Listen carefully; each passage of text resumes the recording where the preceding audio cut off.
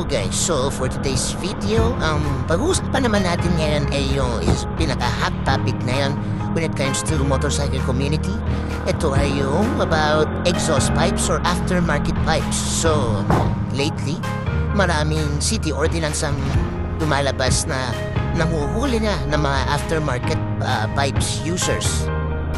So for me, okay lang naman yung city ordinance na yan kasi kahit ako ayoko rin naman ng hating gabi, nagigising ako sa ingay ng mga muffler ng mga pasaway, diba?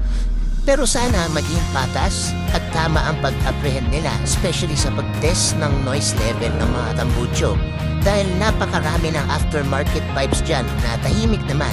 So, meron kasing ibang city na basta aftermarket or basta hindi siya naka-stock pipe hinuhuli agad kahit hindi naman maingay. So parang nonsense kasi itong ordinance na to ay about noise pollution. So kung di naman maingay, bakit mo kailangan hulihin, di ba? At about naman doon sa pag-test ng noise level or gumagamit sila ng decibel meter, ay sana tama ang process aligned sa LTO na rule. So in short, ito ay dapat 2,000 to 2,500 RPM, 45 degrees mula sa tip ng muffler at may layong 0.5 to 1 meter dapat para malaman natin kung talagang pasok o hindi ang muffler habang itinitest gamit ang decibel meter. At sa mga ordinance naman na ito, kadalasan nakalagay na exempted ang mga big bikes. So syempre, marami sa atin ang gumagamit ng small bikes at marami din ako nababasang reklamo sa comment sections na bakit ang mga big bikes hindi hinuhuli. Ang sabi pa ng iba, pang mahirap lang daw yung batas. Well, sadly agree ako sa kanila na magreklamo kasi nga naman unfair. Pero ito, i-address ko lang din naman yung concern bakit karamihan ng city ordinance ay lenient o medyo pinagbibigyan ang mga big bikes gumamit ng exhaust pipes. Disclaimer ko lang din po mga boss, hindi po ako magiging bias. Sasabihin ko dahil ako po ay meron ding small bike.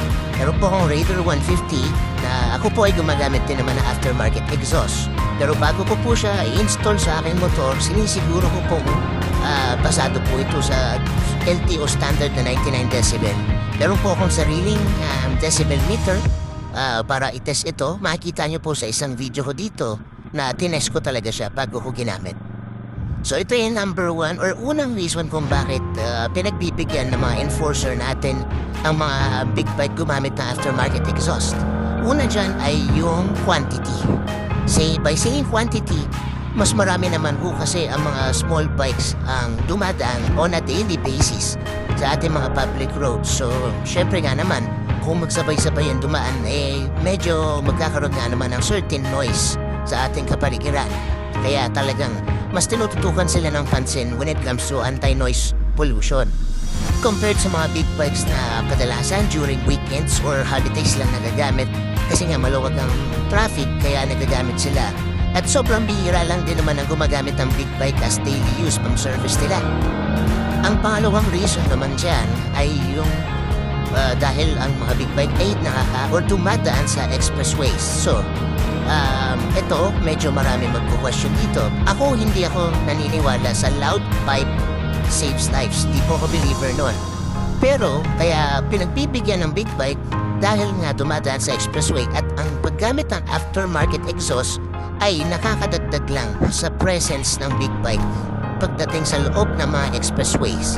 Kasi nga naman, ang mga kasabay namin dyan sa loob ng expressway ay mga truck, mga bus, or mga private vehicles na nakasarado ang windows at minsan may sounds pa.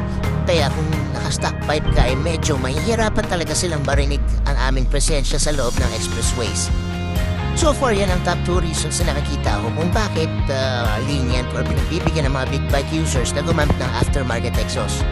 Pero pakiusap ko lang din naman sa mga kapwa ko naka-big bike dyan na i-respect natin ang batas, huwag nating abusuhin. Sa stoplight or sa traffic light, bitaw muna tayo sa ating mga throttle para iwas tukso na rin sa pagbomba. Basta, lagi natin tandaan, courtesy sa ibang road users at hindi lang tayo ang gumagamit ng kalsada. We share it with other people na hindi naman lahat ng tao ay na-appreciate yung ingay ng mga big bike din. Sa mga city ordinance dyan, again, nire-respeto ko po ang inyong mga batas. hindi po ako against dyan dahil marami din naman ng mga abusado talaga gumamit ng muffler. Lalo na yung iba na talagang halos tubo na lang yung nakakabit na talagang sobrang ingay at talagang masakit sa tenga.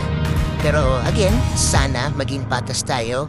Sundin natin ang guidelines sa pinatupad ng LTO para masukat ang tamang decibel at para malaman natin kung pasado or hindi talaga ang mga aftermarket exhaust na gamit ng mga fellow riders natin. Tsaka kung tahimik naman talaga kahit na aftermarket pipe pa, bakit natin kailangan huliin? After all, ang objective nitong mga ordinance na to ay para maging tahimik or para malesen yung noise pollution. So bakit natin kailangan huliin yung mga aftermarket pipes na tahimik like power pipes or even yung mga alcal pipes? Kasi may mga ibang instances na nakikita ko hinuli dahil pinalitan ang tubo ng mga muffler nila. Which is alam naman natin sa mga small bikes, ang tubo ng mga stock mufflers ay talagang kinakalawang. So tendency, pinapalitan nila ng stainless. Pero yung mismo canister ay tahimik pa rin naman. So I don't really get the point kung bakit natin i-apprehend yung mga ganon.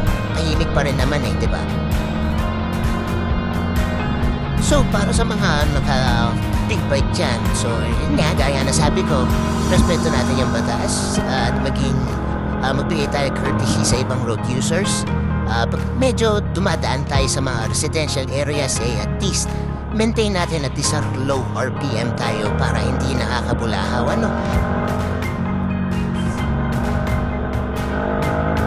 At hanggang sa maaari, gumamit tayo ng aftermarket exhaust na pasok pa rin naman sa LTO standard. Para kahit paano naman hindi tayo nakaka-istorbo sa ating mga kapitbahay or sa mga tao madadaanan natin. Yun lang naman ang aking point of view so far. So, ride safe sa lahat and bye-bye!